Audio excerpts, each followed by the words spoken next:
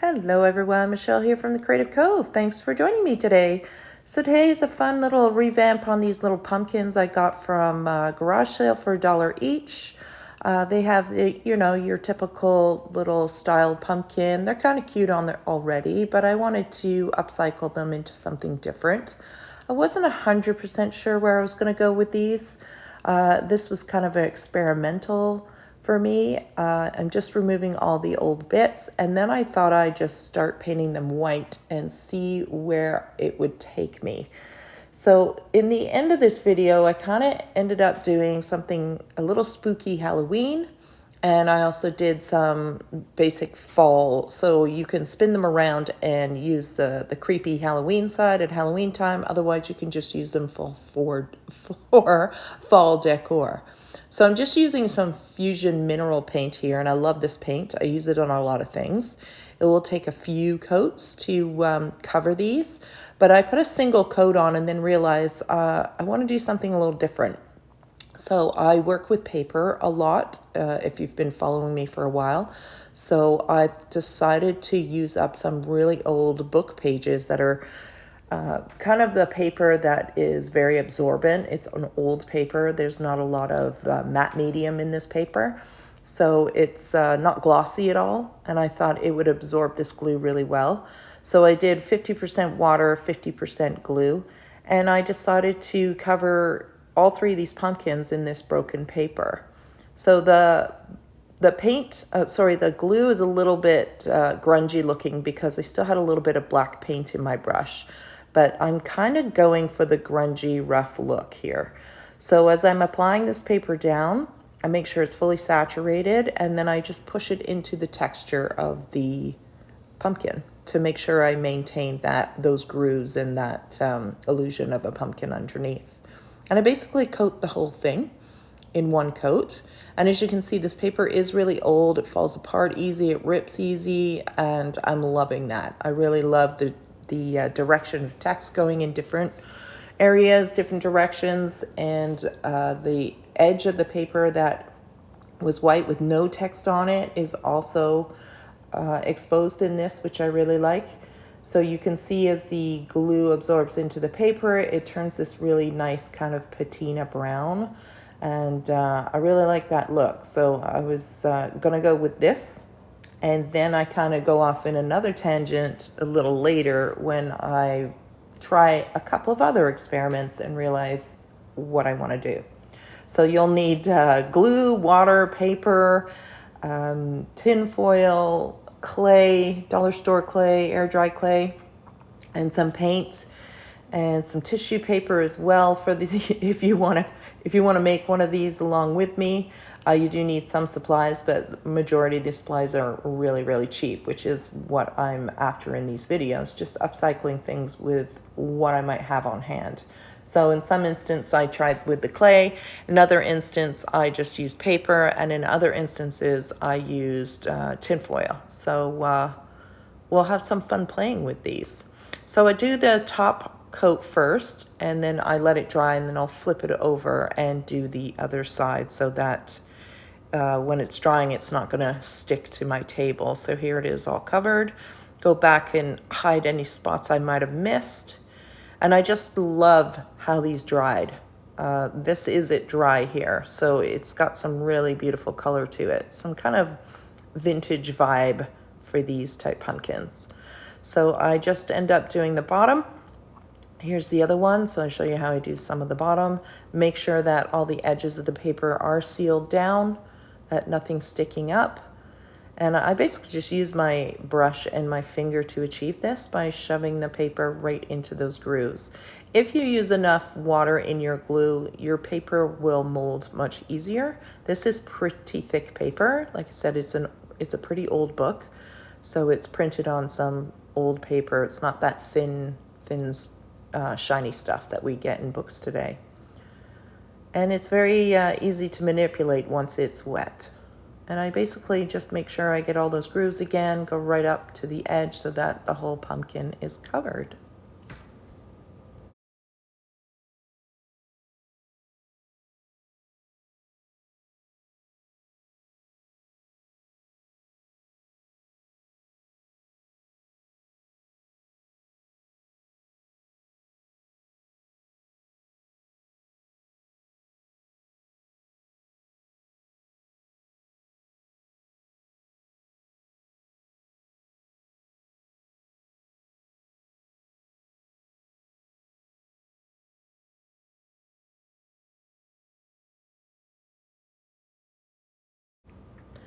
So here are the two techniques I was mentioning before, one with clay and tissue paper, and the other one here is with tinfoil and tissue paper. And I'm going to show you the tinfoil technique because I found it the funnest and easiest to sculpt. And then you also don't have to wait for the tinfoil to dry in order to do the tissue paper on top. So it's a little bit faster. You just have fun here manipulating the tinfoil, and I really like working with it because you can basically create any shape you want. And I wanted to really build up these pumpkins and the stalks coming off them. I think you can really have a lot of fun here, especially for Halloween with kids. You can really make these creepy, and you can make them kind of whimsical. You can really have fun with them, and I think they add a lot of character to the pumpkin in the end. And so you just kind of twist it and have fun with it. You kind of want to make it sure that it's to scale. You don't want it too big or too small. You want to make it feel like it's really growing out of that pumpkin. So here you're going to need some glue as well. I forgot to mention you're going to need some hot glue as well as some wire for the next step that will introduce the leaves. So here I'm just pushing it in. I'm going to hot glue it down now to hold it in place for me. And then I start taking some tin foil and pushing it into the grooves and making it look like it's incorporated. So it's not just stuck on the top, but there's little pieces that make it feel like it's growing out of the pumpkin. So these are the little pieces, and I just kind of push them in and mold them. And they really give that kind of final feeling that it's all one piece and it was formed all together. So then I'm just going to cover this with that same glue that I used for the book pages with big sheets of tissue paper, which will allow me to be able to paint it after.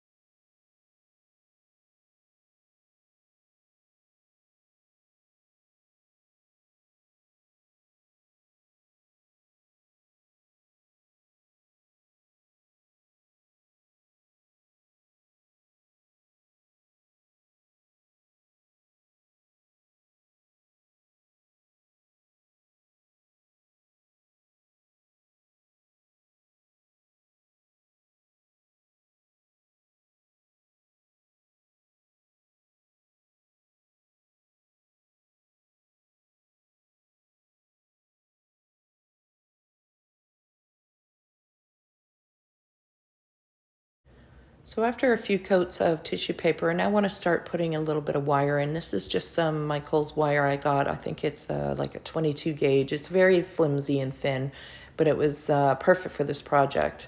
So normally I would have probably wired this before I started with the tissue paper, but I forgot about it. So I'm going to start doing it now and then continue to do the tissue paper over top. What it's going to do is going to hold my leaves.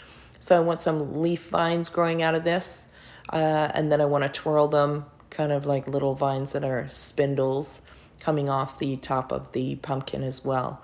So now everything's dry. I am putting on a coat of this leftover black paint. It's just a gesso paint. It's really old. I've had it forever. It's almost empty. and a little bit of raw sienna mixed in. And I'm going to give that a full coat and let that dry.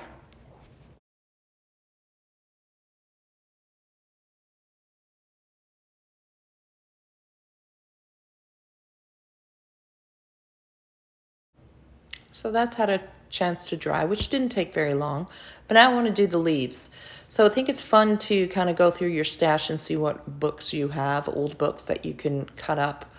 Like I said, I do have a lot of paper in my stash because I work with it quite often. And I think different textile writings here are really fun to use on this project. I just draw very loose, inaccurate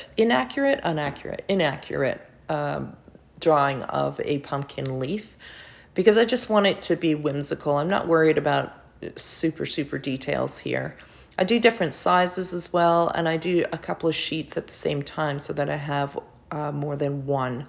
You want to glue them back to back over top of the wire, which I will show you in a sec.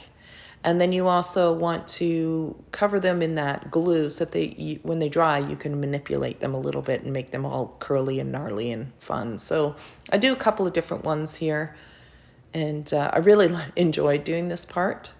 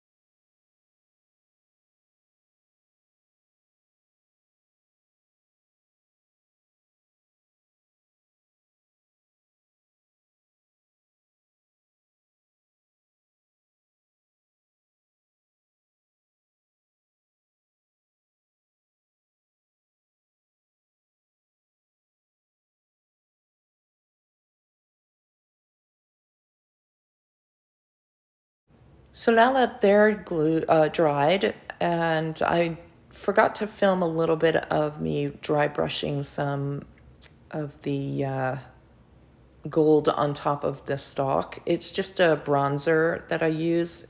I really like how it softens it and brings out the textiles. I thought I was filming, but my camera wasn't rolling.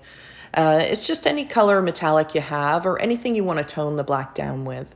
So then I thought, okay, well, I've got a couple of fall ones. Maybe I'll do something fun for Halloween. So I started painting this face and then really didn't like it in the end. I thought it was a little bit flat.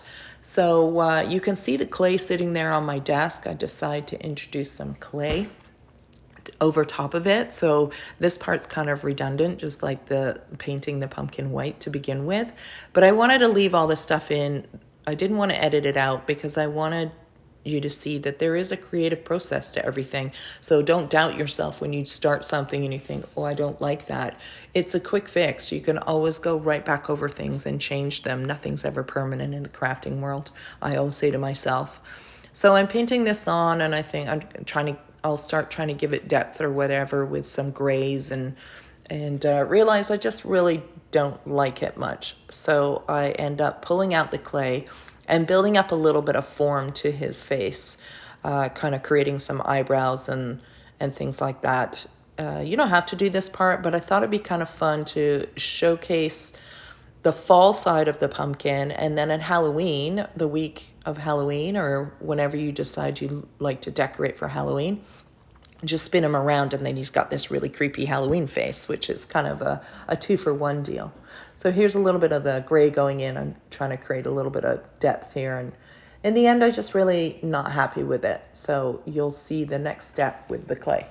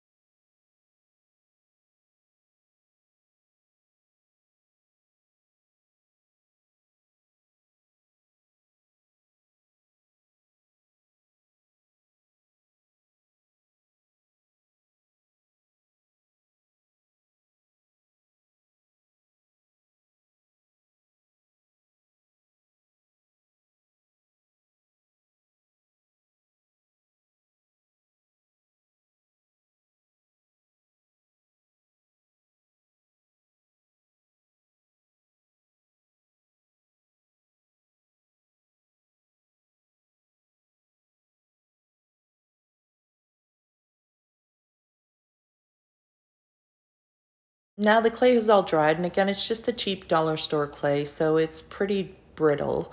So what I need to do in order to make sure it doesn't fall apart is just to cover it with a little bit of tissue paper first.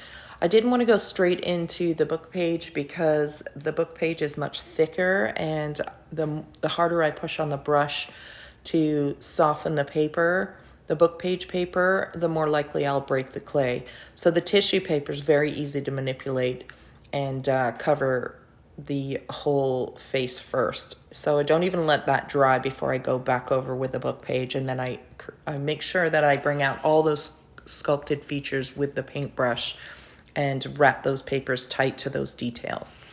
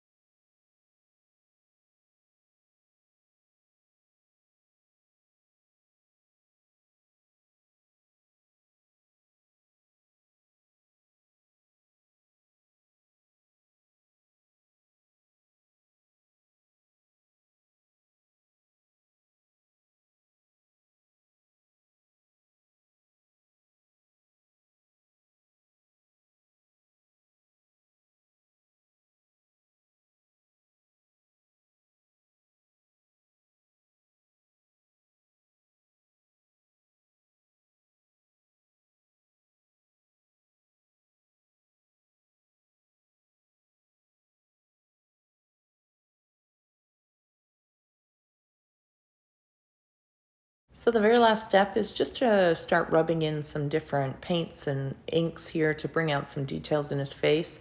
I start with this ink, and I find it looks a little bit green and kind of yellow. It's not really the look I'm looking for. So then I try the vintage photo ink, and it's not quite the look I'm looking for either. So I go back into the metallic. So I will show the metallic paint here that I used on in the stork. Is it a stork? On the vine for bringing out the tissue paper texture. So I'm going to play with that. This is the metallic paint here. And it's old. I've had it, I bought it from Michael's years ago, and I've been using it a lot for these Halloween crafts. If you've been following around with me and watching these videos, you'll recognize this paint. So I'd paint in his eyes, and I'd paint in his nose and his mouth. And then I just dry brush this color all over the pumpkin, just to pick up that really fun texture that the paper has left behind. You could do this on the leaves as well, but I didn't do the leaves. I just left the leaves the natural book color because I used a couple of different books and I really liked how they looked. So you can really have fun with this. I put a little bit of black in there as well. My black was almost all gone, but I just put a little bit of black in his eyes, nose and mouth, just to make him a little bit creepier. You did spend all that time sculpting his face. It's nice to bring out some details. This isn't for everybody, I get it. Some people don't like creepy things.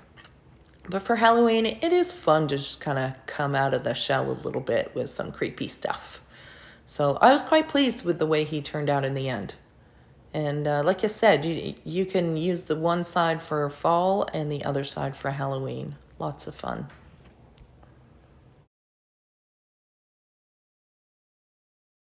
So here's the end result. I've got some fun, a little collection of Halloween and fall creations started. I really hope you enjoy these videos. If you do, please give me a thumbs up and a like. I would really appreciate that. It would help these style videos get seen since they're new for me. And then you have a little Halloween inspiration as well. So thank you so much for joining me today. Have a wonderful day. Take care.